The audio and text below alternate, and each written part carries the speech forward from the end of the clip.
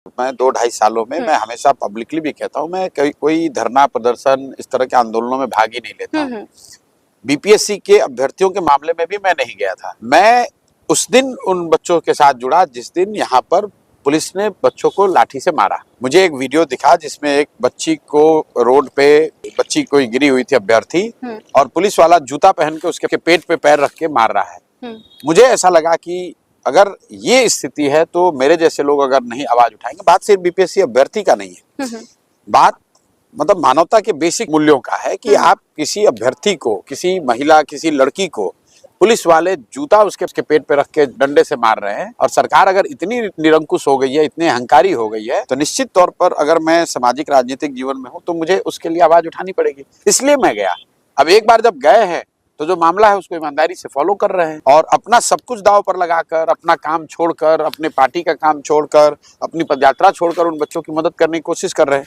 उसका नतीजा क्या हुआ? देखिए, पेपर लीक कोई पहली बार तो हुआ नहीं। बिहार में तो हर 2 महीने पेपर लीक होता है, चाहे सिपाही का एग्जाम हो, रेलवे का हो, दरोगा का हो, बीपीएससी का हो, हर 2 महीने पे पेपर लीक होता है, पोस्ट बेचे जाते हैं। लेकिन पहली बार हम जैसे लोगों के जुड़ने से, इतना जरूर मैं कह सकता हूं, मैं कोई बहुत बड़ा व्यक्ति नहीं हूं, लेकिन हम लोग के जुड़ने से वो मामला गर्दनी बाग बीपीएससी अभ्यर्थी और बीपीएससी और अभ्यर्थियों के बीच से बढ़कर राज्य स्तरीय मामला बना। बिहार का हर युवा आज इस बात की चर्चा कर रहा है कि नहीं, ये सरकार अहंकारी है, असंवेदनशील है, इन लोगों ने बीपीएससी के पोस्ट को बेचा है, भ्रष्टाचार किया है, और इसीलिए बच्चों की सुनवाई नहीं कर रहे हैं।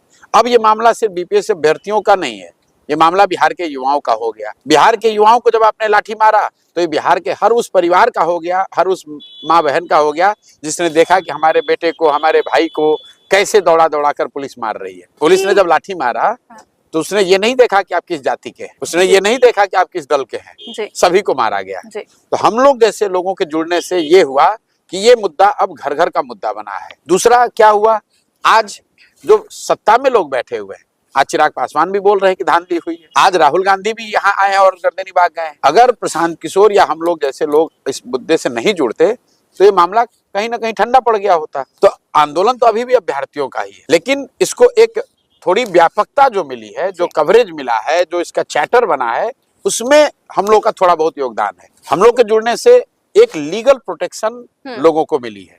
आज हाईकोर्ट में चैलेंज किया गया है, हाईकोर्ट ने पहली बार सो कॉज करके सरकार को ये मजबूर किया है, बीपीएससी को आपको 31 तारीख तक जवाब बिंदुवार देना है। हाईकोर्ट ने यह भी कह दिया कि result will be subject to the final judgement of the court. तो एक तरीके से मैं कहूंगा कि अदालत में न्याय मिलने की प्रक्रिया में एक सकारात्मक पहल हुई है। राजनीतिक तौर पर सारे दलों को इस पर बोलने के लिए मजबूर होना पड़ा है, और सबसे बढ़कर बिहार के समाज में, युवाओं के बीच में ये चर्चा आम हुई है कि मेरे भाई, इस व्यवस्था के जरिए हमें न्याय नहीं मिल सकता है।